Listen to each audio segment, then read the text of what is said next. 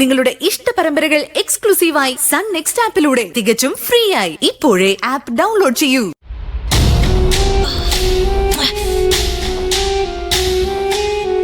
അല്ല, ആരിത്? ചെമ്പാക്കോട്ടെ ശ്രീദേവിയോ? എന്താ മോളെ? ഞാൻ അപ്പച്ചിയുടെ തേങ്ങ തമാശയും ചീഞ്ഞ പരിഹാസവും കേൾക്കാൻ വന്നതല്ല. അയ്യോ, നമ്മുടെ കയ്യിൽ ഇതൊക്കെ ഉള്ളു മോളെ. അപ്പച്ചി ഒരു പാവം പഴഞ്ചനല്ലേ, വിന്റേജ് മോഡൽ. അതെന്തെങ്കിലും ആവട്ടെ, ഡാഡി ഇപ്പൊ വിളിക്കും. ഓ, നിന്റെ ഡാഡി നിന്നെ വിളിക്കുന്നതിന് ഞാൻ എന്ത് ചെയ്യണം? തലം കുത്തി നിൽക്കണോ? എന്നെയല്ല, അപ്പച്ചിയെ വിളിക്കുമെന്നാ ഞാൻ പറഞ്ഞത്. എന്നെയാ? എന്തിന്? എന്താ നിന്റെ ഡാഡി പോയിട്ട് തിരിച്ചു വരാനുള്ള വഴി മറന്നുപോയാ? എനിക്കങ്ങ് അറിയത്തില്ല. വിളിക്കുമ്പോ അപ്പച്ചി തന്നെ അങ്ങ് ചോദിച്ചാ മതി. ഓ ഓ, ഫോൺ എടുക്ക, ഡാഡി ആയിരിക്കും. അപ്പച്ചി ഫോൺ എടുക്ക, ഡാഡിയാ. അതെ, നിന്റെ ഡാഡിയാ. പക്ഷേ ഇത്തിരി കഴിഞ്ഞേ എടുക്കുന്നു.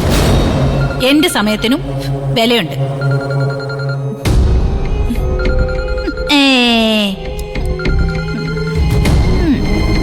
Yes, Kanchana here. ഞാൻ 2-3 തവണ വിളിച്ചിരുന്നു. ഓഹോ, ഞാനേ നഖം വെട്ടുമായിരുന്നു. നിന്റെ മകന്റെ കഴുത്ത് ഞാൻ വെട്ടും, അത് പറയാനാ വിളിച്ചത്. ആഹാ, ഇന്ന് രാത്രി തന്നെ വെട്ടു? അത് നാളെ വെട്ടു? നീ ചിരിക്കണ്ട. നിന്റെ കെട്ടിയോന്റെ ശവം നീ ഒപ്പിട്ട് വാങ്ങിച്ചതുപോലെ നിന്റെ മകന്റെ ശവവും അധികം താമസിയാതെ ഒപ്പിട്ട് വാങ്ങിക്കാം. ഒപ്പീസ് ചൊല്ലിച്ചിട്ട് അവനെ കുഴിയിലടക്കാം. വിളിച്ച കാര്യം പറ, എനിക്ക് വേറെ പണിയുണ്ട്. നിന്റെ മകൻ എന്തിനാടി എന്റെ വീട്ടിൽ വന്നത്? അവനെ അവകാശമുള്ളതുകൊണ്ട്. എന്താ അവകാശം ഉണ്ടെന്ന് ഞാൻ നിങ്ങളോട് വിശദീകരിച്ച് പറയണ്ടല്ലോ. സമയമാവുമ്പോ മകളോടും പറയാം. അല്ലെങ്കിൽ തന്നെ അക്ഷരയെ കാണാൻ അവനുള്ള അവകാശം നിങ്ങൾ ഒളിപ്പിച്ചു വച്ചിരിക്കുന്ന ചെറുമകൾ ശ്രുതിമോൾ. ശ്രുതി കുതന്ത്രവും കുബുദ്ധിയും മനസ്സ് നിറയെ ആയുധങ്ങളുമായി വീണ്ടും എന്റെ വീട്ടിൽ വന്ന് കയറിയ വളർന്നി. കള്ളക്കണ്ണീര് കാണിച്ചും കാലു പിടിച്ചും എന്റെ മനസ്സലിയിച്ചവൾ. തിരിച്ചറിയാൻ അല്പം വൈകിപ്പോയി. അതെന്റെ തെറ്റ്. പക്ഷേ ഞാൻ അടങ്ങിയിരിക്കുന്നത് എന്റെ ദൗർബല്യമായി അമ്മയും മകനും കരുതരുത്. ചുമ്മാ വരട്ടാതെ അണ്ണേ. ഞങ്ങൾക്ക് അവകാശപ്പെട്ടതേ അളന്നു തൂക്കി തിട്ടപ്പെടുത്തി കൈ കിട്ടുന്നത് വരെ എന്ത് കളി ഞാൻ കളിക്കും. എന്റെ മകനും കളിക്കും. വിശാൽ എന്റെ മകനാണെന്ന് അക്ഷര അറിയുന്നതാവും അടുത്ത നിമിഷം. അതിന്റെ സമയം തീയതി ഞാൻ പറയും. അതിനു മുമ്പ് സ്വത്തിന്റെ കാര്യത്തിൽ ഒരു തീരുമാനം ഉണ്ടാക്കാൻ നോക്ക്. നിങ്ങളുള്ളപ്പോ ഇതാണ് മകളുടെ അവസ്ഥയെങ്കിൽ നിങ്ങളും നിരഞ്ജനും ഇല്ലാണ്ടായാലോ? പിന്നെ ആര് വെളുപ്പം കാലത്ത് കൊച്ചുമോക്ക് മധുരവും പൊതിഞ്ഞോണ്ട് പോകും? ആലോചിക്ക്. ശരി.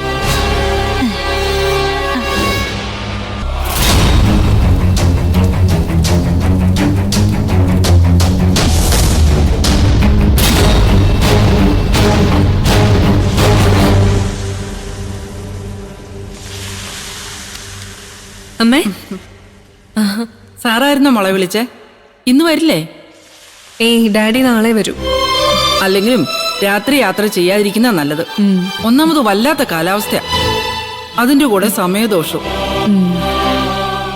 പിന്നെ മോളെ, ഞാൻ കൊടുത്തുവിട്ട പലകാര്യങ്ങളൊക്കെ ശ്രുതി മോൾക്ക് കൊടുത്തോ? പിന്നെ കൊടുക്കാതെ ഈ അമ്മയുടെ ഒരു കാര്യം. അമ്മയുടെ എനിക്കെതിരെ ഡാഡിയുടെ ചെവിയില് വേണ്ടാത്തതെല്ലാം ഓതി കൊടുത്തിട്ട് അമ്മായിമ്മ മരുമോളും കൂടി ഇവിടെ നിന്ന് പോച്ചു അടക്കം പറയുന്നല്ലേ? അല്ലെങ്കിൽ നിങ്ങളെ മേടിക്കും. അമ്മയെ തൊടരുത്. തൊട്ടാ നീ എന്ത് ചെയ്യൂടി? വഴി പോകുന്നവരെ ആരെയും കൂസാതെ വീടിന്റെ നടുത്തളത്തിൽ വന്ന് നിക്കണമെങ്കിൽ അതിന്റെ അർത്ഥം ഡാഡിയുടെ വളർത്തു ദോഷാന്നാ. ആ ഞൊണ്ടിയോട് മോള് പറഞ്ഞു കൊടുക്കണം. അതേടി, പറയാനുള്ളത് കാഞ്ചന പറയും. അത് ഒച്ചത്തിൽ തന്നെ പറയും. അഴിഞ്ഞാടി നടക്കുമ്പോ ഓർക്കണായിരുന്നു, ഭൂതകാലം എന്തെങ്കിലും വന്ന് മുമ്പിൽ നിന്ന് പല്ലിളിച്ച് കാണിക്കുന്നു. അപ്പച്ചി നിർത്താനാ പറഞ്ഞേ. ഞാൻ നിർത്തില്ലടി, നീ എന്നെ പറയൂടി പറഞ്ഞു നീ ഒന്ന് ഞാൻ പറയുന്നത് നീ ഒന്ന് നിക്കവിടെ. മരുമോൾക്ക് ഇങ്കുറ് കുറുക്കി കൊടുത്ത് താരാട്ട് പാട്ടി ഉറക്കുന്നതിനിടയിലേ സമയം കിട്ടുമ്പോ അവളോട് പഴയ കഥകളൊക്കെ ഒന്ന് ചോദിച്ചു നോക്ക്. എന്താടി അമ്മ വീടമ്മേ വിളിച്ചോണ്ട് അല്ല പിന്നെ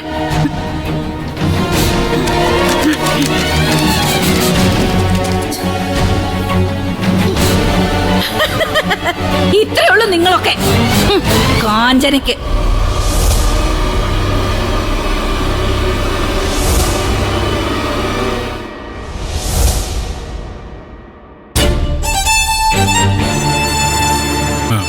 അച്ഛൻ ഇതുവരെയും പകലത്തെ സംഭവം വിട്ടില്ലേ? എന്തോ ഒരു വല്ലായ്മ പോലെ രംഗ. സുധിയുടെ അച്ഛൻ്റെയും അമ്മയുടെയും മുഖം ഓർക്കുമ്പോ എന്തോ ഒരു വല്ലായ്മ പോലെ.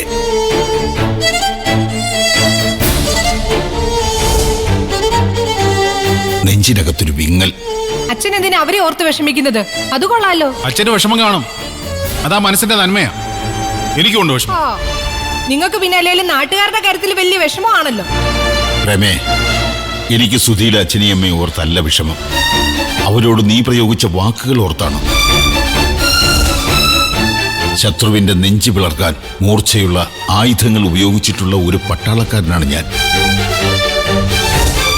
പക്ഷേ ആരുടെ മുമ്പിലും ഞാൻ വാക്കുകൾ പലതവണ ആലോചിച്ചേ പ്രയോഗിച്ചിട്ടുള്ളൂ. കാരണം ആയുധങ്ങൾ കൊണ്ടുള്ള മുറിവ് ഉണങ്ങും, വാക്കുകൾ കൊണ്ടുള്ള മുറിവ് അതിങ്ങനെ നീറി നീറി നിൽക്കും.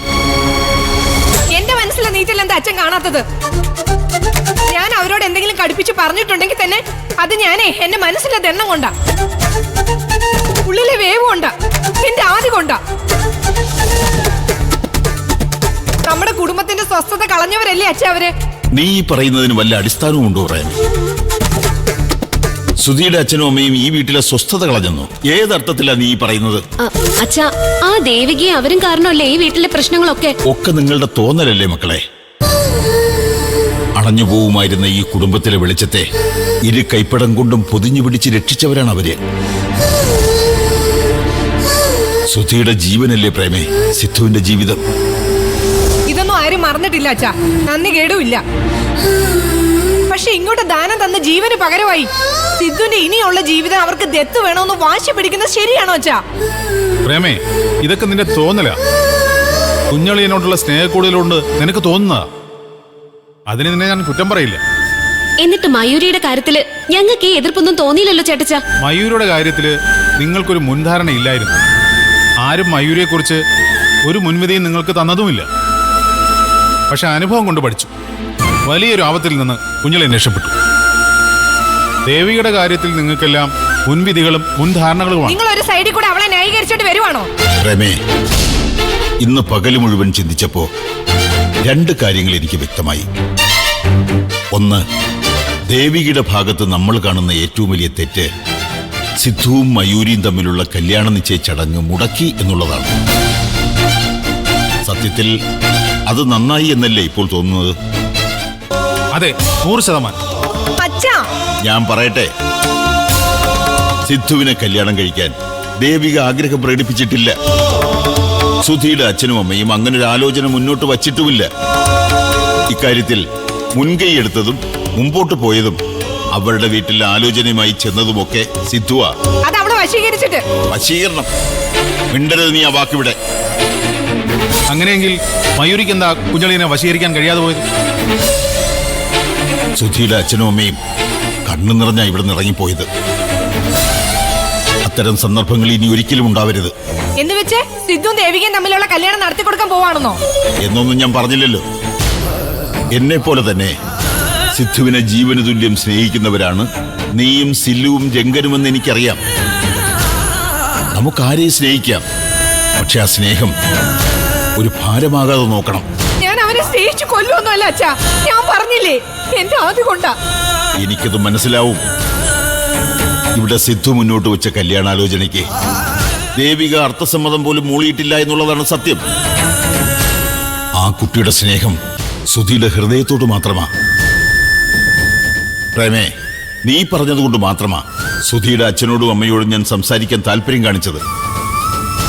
അതിപ്പോ ഒടുക്ക ഇങ്ങനെയുമായി. അല്ല അച്ഛ, അതിപ്പോ ഒരു ചടങ്ങ് പോലെ അവരിങ്ങോട്ട് ഓടിപ്പാഞ്ഞു വരുമെന്ന് ഞാൻ കരുതിയോ? സാരമില്ല, അത് വിട്ടേക്ക്. ചില കാര്യങ്ങൾ കാത്തിരുന്ന് കാണുന്നതാ എപ്പോഴും നല്ലത്. സിദ്ധു എവിടെ? സിദ്ധുവേട്ടൻ മുറിയിലുണ്ട്, കിടക്കുക. നിങ്ങളും വെക്കോ.